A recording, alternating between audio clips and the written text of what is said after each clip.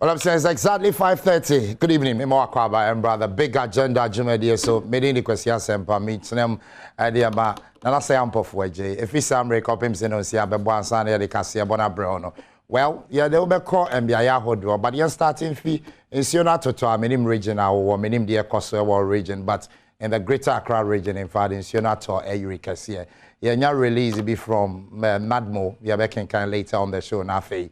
But the big one on big agenda and then it's all about the school feeding caterers. In fact, as it stands now, it be when your musica underpayment, it be musunyo musica, DM crown koso.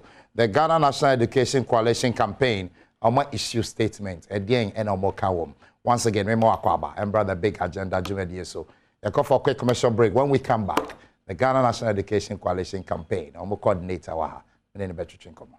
Yeah, bye.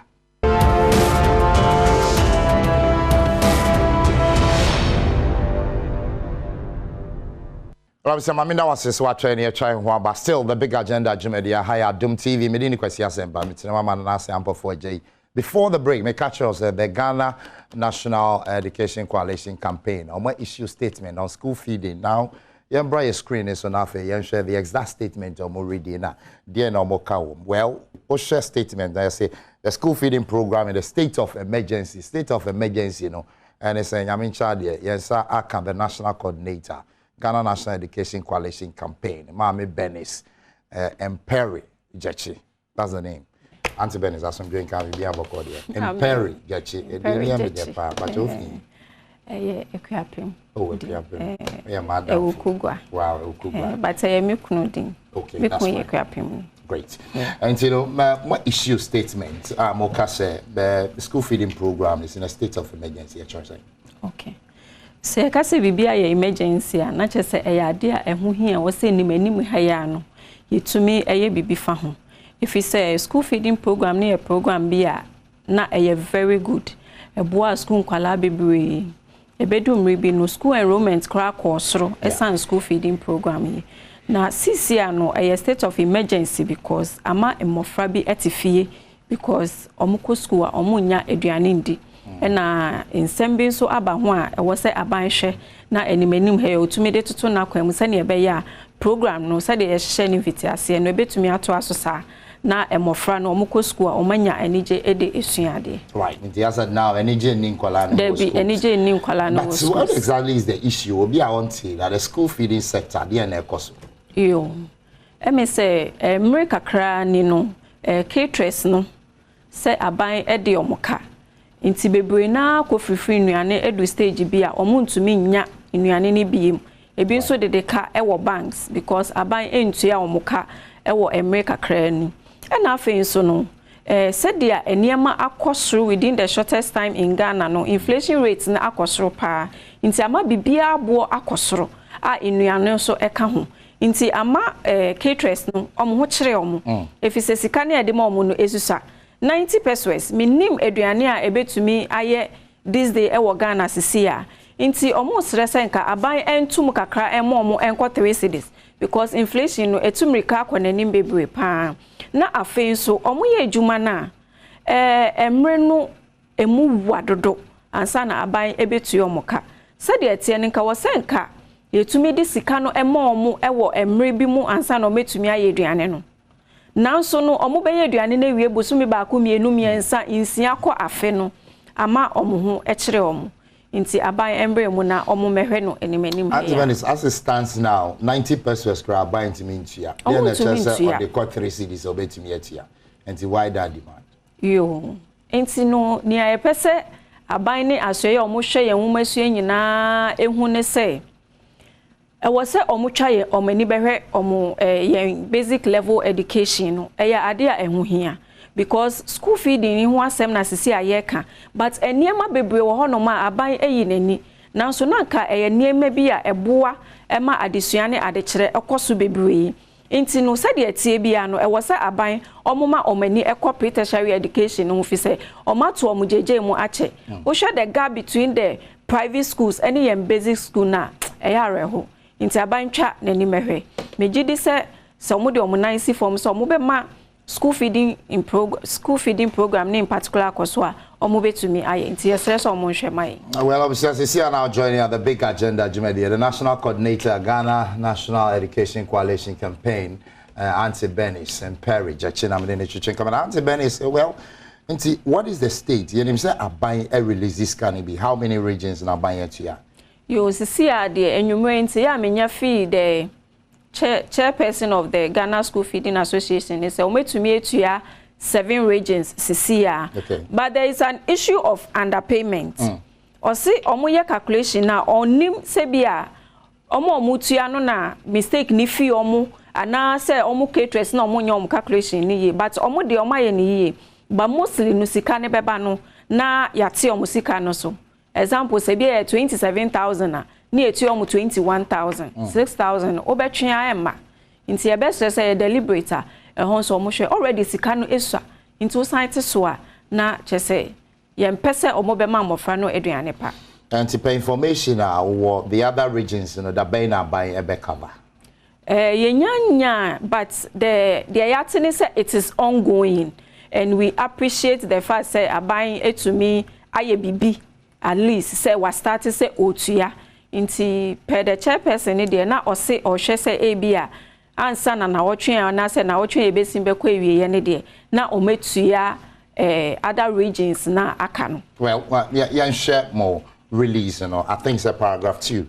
I was watching it. Mokambi be a praise the school feeding program say to me increase enrollment in the schools. Yeah. Now I'm buying to mean here because enrollment in Akosro, one is a program we create was here because it's not sustainable. And yet about say you betray and I say and sustainable. So me can be betrayal say. The neglect at the pre-tertiary school, no, it is very high. It's very, very high. Ushe school daya emofrano etimu, ushe nkonya omotete so. There is another aspect, Krampo Abino are developing curriculum for some years now. In Kwalani ni textbooks are omudibesuya adie. Inti enyese enye sustainable. It is very, very sustainable because pro-poor policies no eno penny ade abain a committee no na oye ni ya ebeboa the ordinary Ghanaian na onni bi enye sa na kwete se unni ska untumi fa oban oba enko school inti aban ni betumi aye inti eni kwan se omutwem na emom ye sra omo se omunye ni ye maye emom na emoa emofra ne school. In December last year, the Minister for Gender, Children and Social Protection assured the arrears owed the Ghana School Feeding Program Caterers will soon be settled. As it stands now, 7 regions there to me at here. Abain was skank with here. Why the pressure on government? COVID, Ukraine, Russia war, so Nioma be brain SCC. Abain is very tired. Okay. Inti say Ebani say now communication is very key. Na enye say abain so ebeye din keke. Ena se challenge bi wo hwa. Na omo ye planning na e was so mutumi de all stakeholders na omo kan omo ye program no eba together but the caterers na nkasa na omo ye aduane ne crampo no omo involve omo e wo omo meetings omo enfre omo to let them appreciate and as omo nti ase say there is a challenge somewhere inti abai na oye the bigger umbrella no at least omo some proposed solution be say oh muntwa yenye say ni say na yemfa ntwen adepa bi but communication bia enkoso it is a challenge bi wo honoma aban no all the stakeholders involved right from the grassroots level up to top no omo hu say challenge bi wo ho inti ne ebia ye boaboa ye ho yesiesie ho obi anfa na dwenma ne ehu ekwan ebefa so a ye de bibia beto na kwam na se eye din saade a ne ehu se ebia na eye boapayo ana se bibi wo ho say ye ya yenye. Auntie Benis, look straight into the camera. Do you feel the school feeding program may collapse? Collapse ne de me mpese beka se ebe collapse because I don't want it to collapse. Inti no se de etie bia no me wo arehemu se aban betumi aboa ama no akoso because enya collapse sisi ya pe na e de ohaw bebre aba school in Kwalane awofo bi mu afa na chese Kwala bebre besan ate ada but because eguba but yesre aban se ma omane engu mo omane engu yesre ne pa no de ye gina school mofra na nemu ne omawofo nyina asre se aban emehwe school feeding program no na o make sure say ebetumi akọ said dia e wo se ekọ no se increment no na omuntumi emiti the caterers ne kana at least omomomode na omonhwe na emben eho baby. Since I introduced the school feeding program 2004-2005, man, so the kind of enrollment course in Yankola Bebre in the schools. The course we enrollment number for more. Yankola ni do one age school ko. For now, within the period now, omo into yakano any schools ni bi mo muntumi enye duane ma omo no.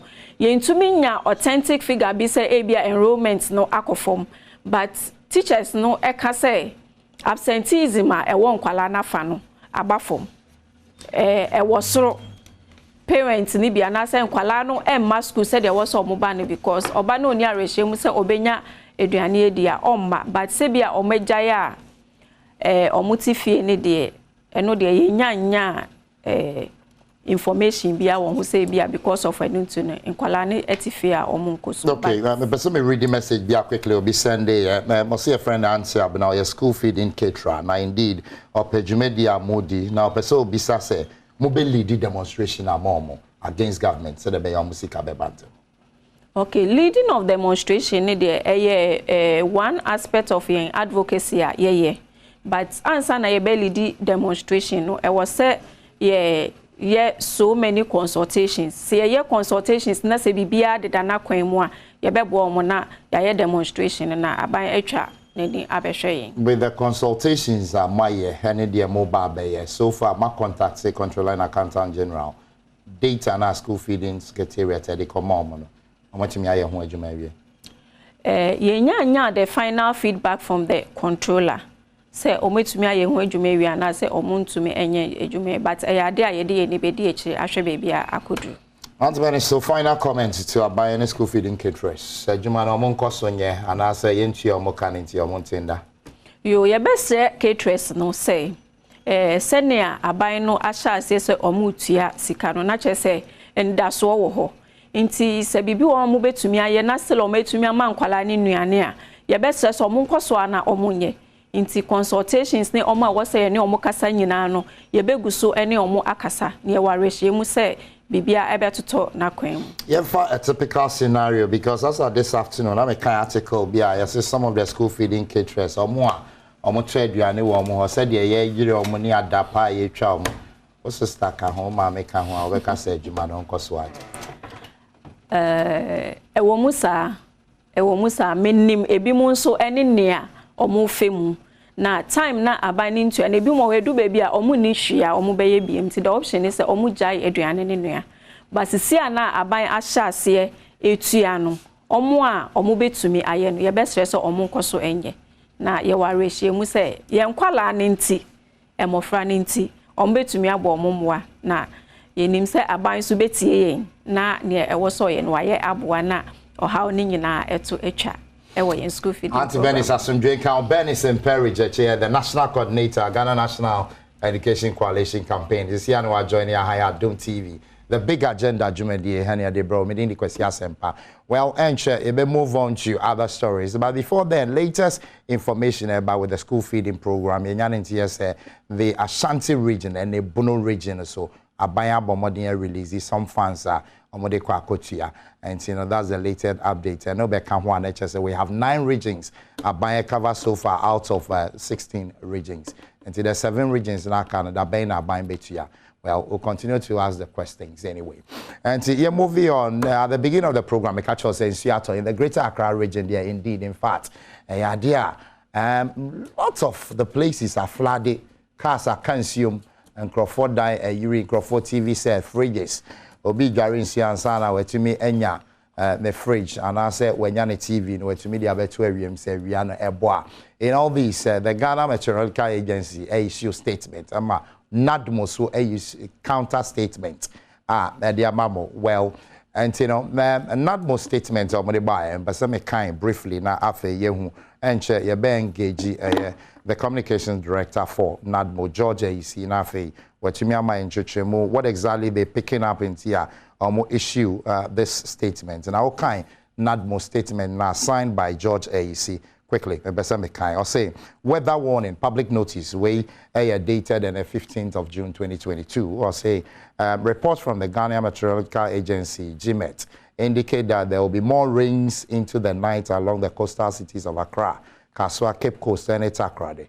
All citizens living in these areas are warned to take precautionary measures to stay safe, especially those living in flood-prone areas. Such people are advised to move to higher grounds and identify safe havens in their communities to avoid danger.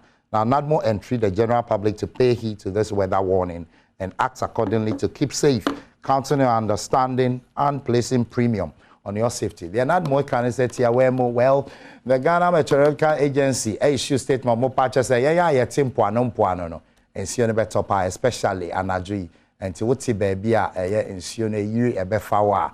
Momodin nepe baby echo shansa said a beya and how well meaning baby all regions meaning so will share and phone lines activated now but your friend now after yen say regional one in toy and toya and you be and akoso ewo the numbers are there on your screen obey to me afre nafe also watch bo fra me pacho momodin reduce the volume of your TV set said a beya yenya feedback. I think I have a caller on the line. Hello, good evening. Okay, too bad. Call on in by and I'm a church NADMO statement. You know, means the more can say more take us what Cape Coast and cry her. Your best friend say Ghana met you. I want to say in Sione Bekosu Gugu and a Jimunina and your best friend say why actually am I and I'm also more office Munyan Kofi and Mombo Madina Munya information. Some of fear quite so safe and sana Mosim because the Nyan and tears a baby a flooded and you know what fret what down for this one thing in castle ya ebi obi out on any coffee and I say obi di kind say ako be di kind of you in sionity friend let's just say wakwako do fear the big agenda jumedi within the question by Adom TV. I think there is a caller on the line. Hello, good evening. Good evening, my name Kwasi. Yes sir. Me pacho and council eja within baby ofrefi. Me pacho ye frɛ me Simon Obi ba me frɛ asal botwe majo Zoom Lion. Great. And the major to say you bring. Major die, in fact, a high papa or more year point be free. School dances to motorway no so. In fact, it's your toi. Fear me woman. If you're your ma. Wow. A yama where you feel.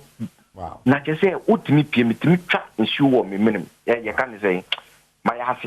Wow. And the announcement toilet is insurance to and then I'm not yet in Bundy, but I di bate still ataho kakra bate masena last winner a toy. Well, your best stress some obey actually because I'm saying you may still are and so no ebe gugu. Yeah, that's a brace of frey as some drink count. Right. That's it. Hello, good evening. Hello. Yes, sir. But what is saying? Yamitiasi Jamba Chodini baby Alfrefi. Make a baby. Your friend I gave up for something. Right, a jeba for until mem to say. But Hoboko. Right. The other feeding program, no. I feed the school feeding program, no. Yeah. I'm say President Kofore buy, no. Or the staff is away in Katanka, Krananka, a room maybe all schools in the edit. Kofore please on how many years me? Schools will be the ability.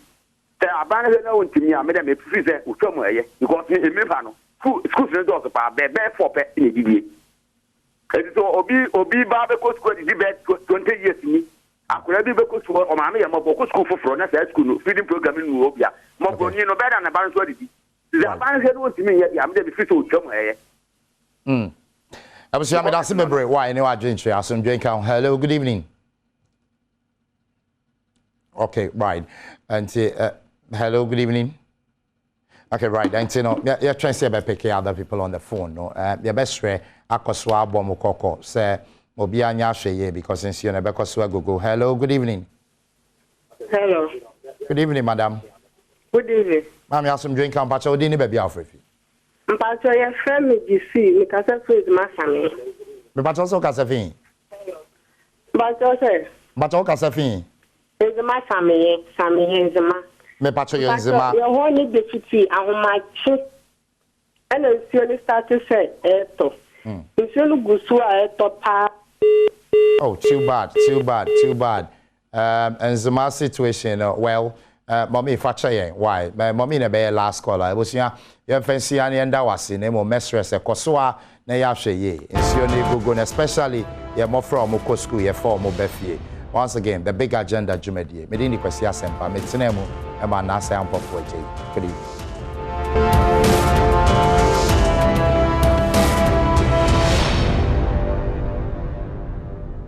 Abusia me di the Reverend Kwame na Aida. Me gidi say ye jumedie na we ni jihon. Ye videos ye talk shows ni jumedie na.